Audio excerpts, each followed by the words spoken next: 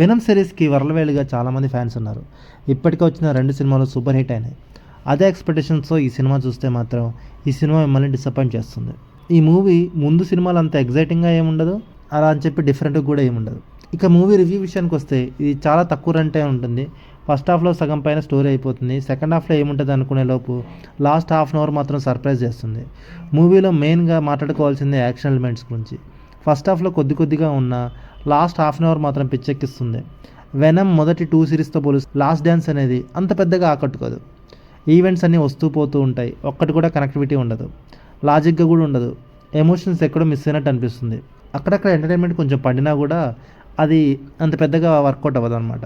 సబ్ప్లాట్స్లో స్టోరీలో అంత పెద్దగా ఇంక్లూడ్ అవ్వలేదు. కొన్ని సీన్స్ అయితే వేరే మూవీస్లో చూసిన ఫీలింగ్ అయితే వస్తుంది. వెనమ్ వేరే బాడీ షేప్స్లోకి మారడం కొంచెం అది ఎగ్జైటింగ్ ఉంటుంది. వెనమ్ ఫ్యాన్స్కి కొంచెం అది బాగా నచ్చే ఛాన్స్ ఉంది. ఇక మెయిన్ క్యారెక్టర్ ఎడీగా చేసిన టామ్ హార్డ్ సూపర్ పర్ఫార్మెన్స్తో అదరగొట్టాడు. ఇక మిగతా క్యారెక్టర్స్ అంతా ఓకే అని చెప్పాలి.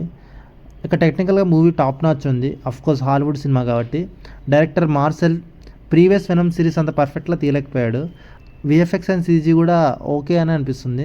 ప్రొడక్షన్ వాల్యూస్ బాగున్నాయి. సినిమా టాక్తో సంబంధం లేకుండా కలెక్షన్స్ బాగా తెచ్చుకుంది. కానీ ఈ సినిమా పాత వెనమ్ సిరీస్ అంత ఎగ్జైటింగ్గా చేయదు అండ్ ఆల్సో అంత ఇంట్రెస్టింగ్ కూడా తెప్పిలేదు.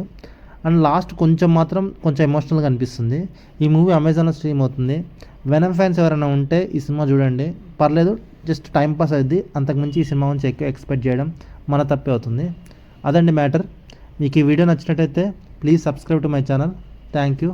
Like, share and subscribe.